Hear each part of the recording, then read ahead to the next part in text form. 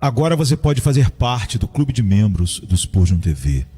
Esses são e-books já disponibilizados para os membros do canal. Todos os dias, novos e-books são adicionados junto com outros benefícios que só os membros têm. Sendo um membro, você passa a ajudar no crescimento desse ministério, tanto na quantidade do que podemos publicar, como na qualidade do material. Nosso propósito é, juntos, atingirmos o maior número de pessoas com solo escritura. Seja um membro do Spurgeon TV. Ele fez isso com todo o seu coração e prosperou. 2 Crônicas 31, 21. Isso não é um acontecimento incomum. Na verdade, parece ser a regra geral do universo moral, que os homens que prosperam são os que fazem seu trabalho com todo o coração, enquanto aqueles que certamente falham são aqueles que vão ao trabalho deixando metade do coração para trás. Olhe ao seu redor nos negócios. Quem são os jovens que se destacam no estabelecimento? Não são aqueles que dormem atrás do balcão, que se alegram em jamais evitar um cliente? Os empregadores logo descobrem aqueles que colocam energia em seu trabalho e gostam de um jovem que tem impulso em si.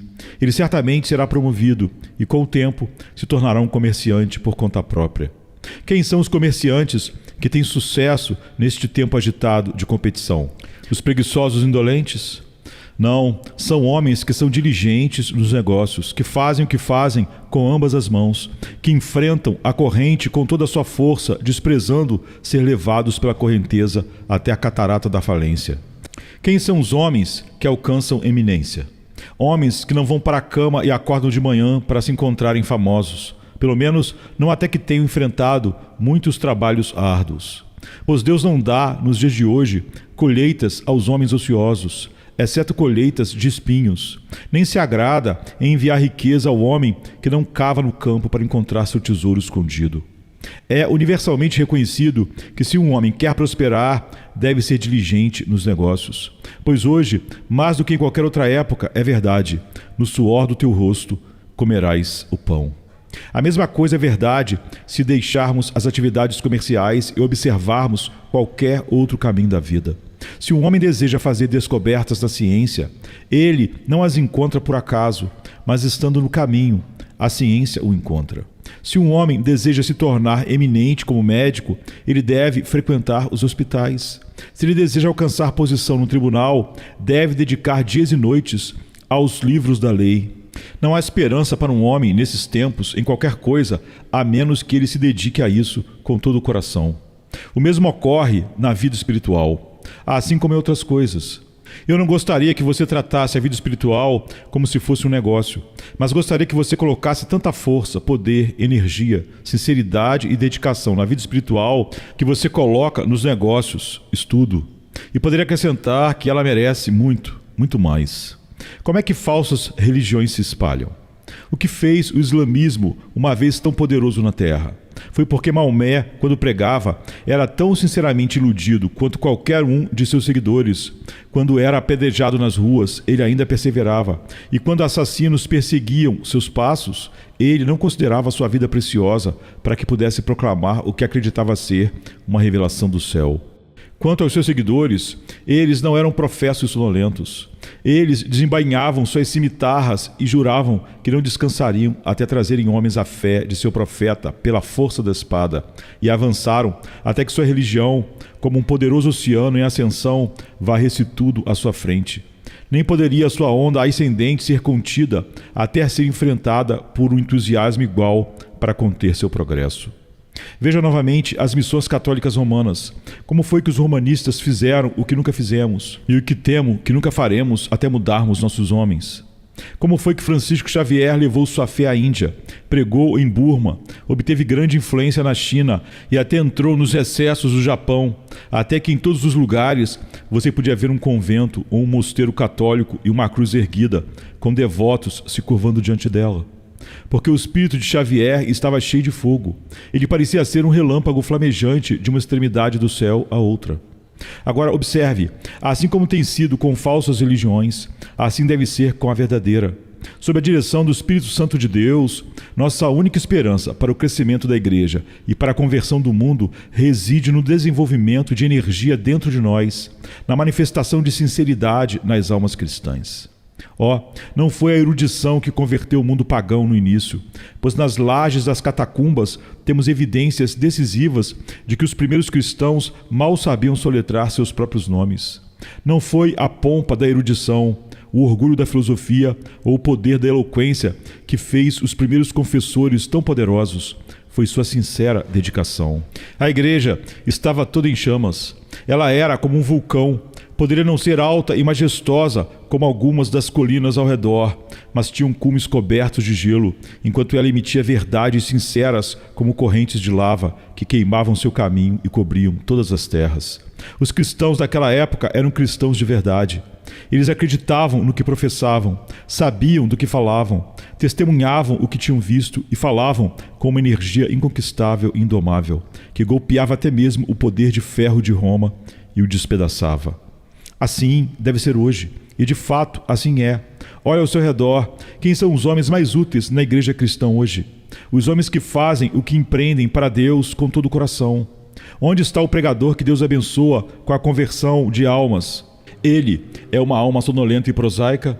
Ele se confina dentro de limites estreitos? Ele fala palavras sonolentas para uma congregação adormecida? Sabemos que não é assim. Quem são os que Deus mais abençoa? Não em números, mas em verdadeira regeneração. Os mais eruditos? Toda a realidade lhe dirá que não é assim. Os mais talentosos? Os mais ricos? Não, são os mais zelosos. Os homens cujos corações estão em chamas. Esses são os homens que honram Cristo. Quem entre vocês hoje está fazendo mais pelo reino do seu mestre? Eu lhes direi: empreste-me um termômetro espiritual pelo qual eu possa medir o calor do seu coração, e eu lhes direi a quantidade de seu sucesso. Se os seus corações estiverem frios para com Deus, tenho certeza de que vocês não estão fazendo nada, embora possam fingir que estão. Mas se vocês puderem dizer: Senhor, nossa alma está em chamas, com um desejo agonizante de fazer o bem às almas dos homens, então vocês estão fazendo o bem, e Deus está os abençoando como fez com Ezequias, que fez tudo de coração e prosperou. Sentindo que muitos cristãos não são cristãos de todo o coração e que talvez alguns de vocês tenham dado a Jesus Cristo apenas um canto empoeirado e sem vida de seus corações, em vez de convidá-lo a sentar-se à cabeceira da mesa e reinar no trono, temendo que todos nós estejamos em perigo de cair em um estado morno de Laodiceia, desejo despertá-los esta manhã. E se eu puder apenas despertar a mim mesmo, ficarei triplicamente feliz de voltar para casa e pensar que pelo menos um obteve algum benefício do culto. Pois o pregador precisa ser mantido vivo, tanto quanto os ouvintes, pois há o perigo de que até mesmo o servo do Senhor possa carecer da brasa viva em seus lábios, e então ele será inútil para seus ouvintes. Vamos notar a esfera que a dedicação cristã ocupa na vida divina. Observe, falo agora apenas para aqueles que são realmente e salvadoramente convertidos a Deus, pois se não estivermos primeiro certos com Deus, o zelo por Deus é apenas uma pretensão. Uma das primeiras coisas que a dedicação total fará por um cristão é fazê-lo pensar muito seriamente em seu Senhor e Mestre. No diário de Jonathan Edwards, encontramos o seguinte relato de seus sentimentos em relação à obra do Senhor.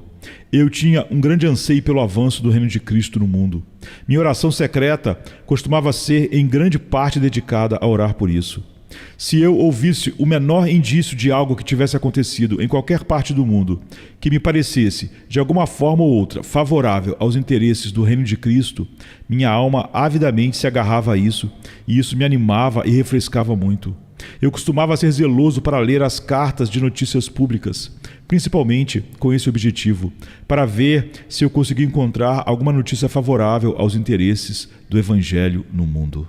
Agora, quando estamos cheios de zelo por Deus, é o mesmo conosco. Nossos pensamentos estão continuamente voltados para as coisas divinas. Onde quer que estejamos, consideramos nosso lugar não como uma esfera de negócios, mas como uma esfera de utilidade. Fazemos disso nosso primeiro pensamento. Porque, amados, se realmente estamos comprometidos com Deus, começaremos a pensar na obra de Cristo no mundo assim que acordarmos.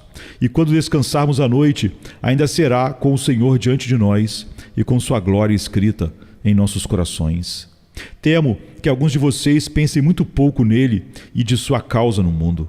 Quantas vezes, quando nossos arautos missionários são publicados, ninguém se importa em lê-los. O relatório anual do que Deus está fazendo em nações estrangeiras é geralmente o assunto mais seco e tedioso que aparece em nosso caminho. Não tão seco em si mesmo, mas porque nós, desta geração, não fomos ensinados e educados a pensar no avanço do Evangelho e no progresso da causa de Cristo. Deixe que essa flecha flamejante de zelo inflame suas almas, e vocês terão a causa de Cristo em seus corações em todos os momentos. Mas quando o homem teve sua alma vivificada para considerar a causa de Cristo, a próxima coisa que ele fará é planejar e traçar propósitos para isso. Que propósitos grandiosos alguns homens têm em momentos excêntricos. Depois de ouvirem algum discurso fervoroso, vão para casa pensando: bem, eu preciso fazer algo. E meio que resolvem que farão, mas faltando-lhes a dedicação total de Ezequias, o propósito nunca toma uma forma definitiva, permanece nas nuvens. Assim como alguns homens constroem castelos no ar, outros constroem igrejas lá. Eles educam pregadores no ar, sustentam o ministro de Cristo no céu, enviam novos missionários nas nuvens. Todos os seus planos são muito bonitos, e todos os esquemas práticos são coisas pobres comparadas com seus magníficos projetos. Mas então é tudo um sonho insubstancial, uma imagem agradável, uma visão dissolvente, e logo se transforma em algo que para eles é mais prático: o mundo e seus assuntos. Dê-lhe dedicação, e cada vez que ele fizer um propósito, será um propósito. Cada golpe de grande poder motivador dentro de sua alma conta, e coloca uma roda em movimento. Ele não pode deixar o sangue circular por ele sem levar vida em cada gota. Mas alguns homens têm sangue morto em suas veias. Está circulando, indo para o coração e saindo dele, mas não há vida em uma gota. Eles podem falar e às vezes podem fazer uma resolução, mas nunca chega a um propósito definitivo. Nunca cravam os dentes e firmam os pés no chão e dizem: com a ajuda de Deus farei algo. Com Deus ao meu lado não viverei neste mundo para nada. Não serei como uma ostra que fica na lama e abre sua concha conforme a maré traz a hora da refeição. Não será dito que vivo apenas para comer e beber e acumular riquezas, mas, ó Cristo Jesus, por tudo que é verdadeiro, se tu me ajudares, te servirei enquanto viver, e se for necessário, estarei preparado para morrer por tua causa.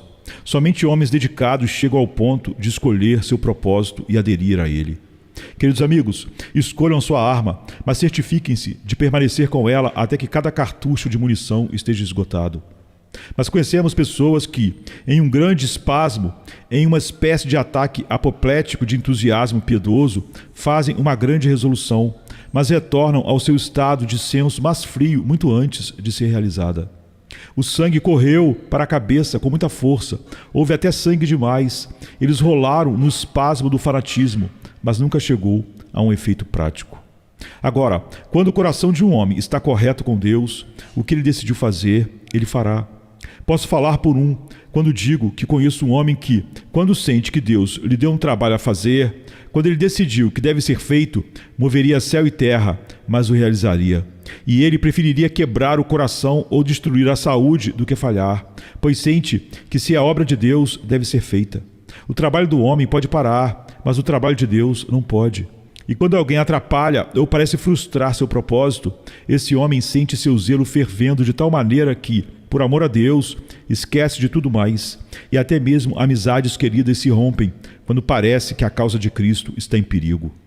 Sei que, quando um homem se torna completamente vivo para Deus, ele não pode tolerar aqueles preguiçosos indolentes que nem trabalham, nem permitem que outros trabalhem. Quando um crente se dedica totalmente à obra, é agora, para Deus e Cristo. Sigam quem puder, mas quanto a vocês que são de coração fraco, voltem para suas casas, para não desanimarem o coração do homem de Deus.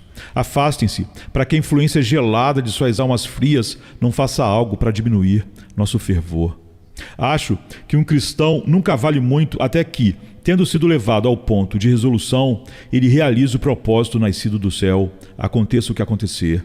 E esteja pronto para que tudo o que é terrestre e mundano se esfacele e se quebre, mas que ele realize sua obra de vida em nome do Deus eterno que o chamou para isso. Essa determinação de propósito se mostrará em perseverança. O homem caiu na primeira tentativa, Não importa, diz ele. É obra de Deus. Tentaremos novamente. Ele falha novamente, mas ele cai para se levantar. Lá ele vê o cume da montanha brilhando ao sol, e embora tenha um fardo nas costas, ele jura: eu subirei até lá. Ele caiu daquele penhasco e está lá negro de hematomas, gemendo e lamentando. A primeira coisa que ele faz quando limpa os olhos da poeira é olhar para cima e dizer: ainda subirei até lá. Ele escala novamente, mas o antagonista o empurra para baixo. Ele não tem tempo para parar e ver quem é e ressentir o insulto, mas recomeça a subida. De vez em quando ele corre, quando não pode correr, ele anda, e quando não pode andar, ele rasteja. E quando parece impossível continuar de mãos e joelhos, ele se contenta em puxar só com as mãos, muitas vezes agarrando um espinho e enfiando um espinho na carne, mas ainda dizendo: é o lugar de Deus, e ele me mandou subir, e em sua força divina eu farei isso. Não posso descansar, não posso ficar quieto até que a obra esteja feita. Perseverança é o efeito certo dessa dedicação total para com Deus.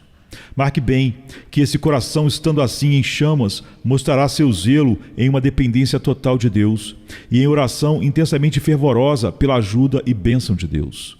Certamente, um homem não pode conhecer a si mesmo quando, tendo um propósito alto e nobre, tenta realizá-lo sem Deus, pois está bem convencido de que, se é obra de Deus, deve ser feita na força de Deus. E como ele deve ter essa força, ele vai diante de Deus como se quisesse obtê-la e não pudesse aceitar uma negativa. Um dos velhos puritanos diz: quando oramos a Deus sem fervor, é como se estivéssemos pedindo a Ele que nos negasse. Mas quando podemos ir com fervor, então devemos prevalecer. Aquelas orações que às vezes ouvimos quando o homem de Deus parecia como um Sansão segurando as duas colunas do céu, curvando-se com toda a sua força para puxar a misericórdia e destruir seus pecados, batendo a porta do céu como se sua vida dependesse disso, o bater de um mendigo faminto que não pode se dar ao luxo de não ser ouvido. Essa é a oração que prevalece quando podemos agarrar o anjo e lutar com ele. Eu vi em uma das igrejas em Paris uma pintura de um artista eminente representando Jacó lutando com o anjo. Eu não tinha exatamente concebido isso tão literalmente quanto o artista, pois ele desenhou o patriarca com o pé entre os pés do anjo, tentando derrubá-lo e lutando exatamente como lutadores podem fazer no ringue. Nossa oração deve ter um propósito prático e tão intensa em determinação de ganhar a bênção do anjo quanto há da parte do lutador de derrubar seu adversário. Nunca teremos um verdadeiro e duradouro avivamento na igreja até que tenhamos homens que em suas súplicas façam seu trabalho de todo o coração e assim prosperem. Meus queridos amigos, não me alongarei mais para mostrar a vocês a esfera apropriada da dedicação. O fato é que ela entra em cada parte do homem espiritual. A dedicação acelera seu pulso, aumenta a circulação do seu sangue, faz o homem estar em um estado saudável em todos os aspectos. Esses estimulantes santos tornam a alma mais forte do que o gigante quando está refrescado com vinho novo. Se vocês me perguntarem o que o fogo tem a ver com o sacrifício cristão, eu responderia que tem tudo a ver com isso. Você pode apresentar um sacrifício no escuro, mas não pode consumir um sacrifício sem chama. Você pode fazer com muito pouca luz, mas deve ter fogo para queimar toda a vítima, ou então o sacrifício não é uma oferta de todo. Por mais deste fogo, Jesus, Mestre, nos encha com o Espírito Santo, encha nossas almas com fervor, restaura-nos a energia indomável de nossos antepassados, devolva-nos o ferro e aço do norte, aos quais suas naturezas resolutas podem ser comparadas. Livra-nos desses dias de salgueiros em que os homens se curvam a cada sopro de vento. Faz-nos homens fortes para correr a corrida da justiça e homens poderosos, feitos poderosos através do teu Espírito, com dedicação para te servir entre os filhos dos homens. Sexta-feira chega trazendo a noite em seu manto. Jesus em súplicas, enquanto Pedro sucumbe ao encanto do sono. Judas, com seu beijo, selou o destino. Traição que esboça o pranto no silêncio da noite. A esperança parece se esconder. mas o eco do domingo aos poucos começa a nascer. Pilatos em sua indecisão, o sinédrio em conspiração, a turba em escárnio desconhece a ressurreição. Discípulos fugitivos, corações partidos, Maria em lágrimas, Pedro nega, o galo canta anunciando amanhã que tarda. É sexta-feira, clama a criação, mas o domingo se anuncia, trazendo redenção. Nosso Salvador, sob o peso da cruz, caminha entre a multidão que zomba, sua santidade diminui. A coroa de espinhos, o sangue que escolhe marcas de amor infinito. É a sexta-feira, mas a esperança do domingo não está tão distante. Elevado na cruz, entre criminosos a dor se faz presente. O véu se rasga, a terra treme, o céu escurece, um silêncio envolvente. A pedra colocada, os guardas se postam, a vigília começa, mas a promessa do domingo no coração ainda aquece. É sexta-feira, mas não é o fim. Domingo vem aí com vitória sem fim. A escuridão parece reinar, a morte sorri, certa de sua vitória. É sexta-feira, mas a história ainda não contou sua glória. O pecado julga ter vencido, a esperança parece falhar, mas a luz do domingo já começa a brilhar. O túmulo agora vazio, a pedra removida, Jesus ressuscitou, trazendo vida. Manhã de domingo, brilha a esperança restaurada. A morte foi vencida, a redenção proclamada. É sexta-feira, mas a alegria vem com o amanhecer.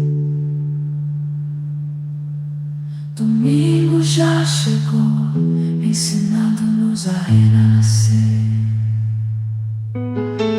Nosso Salvador, sob o peso da cruz,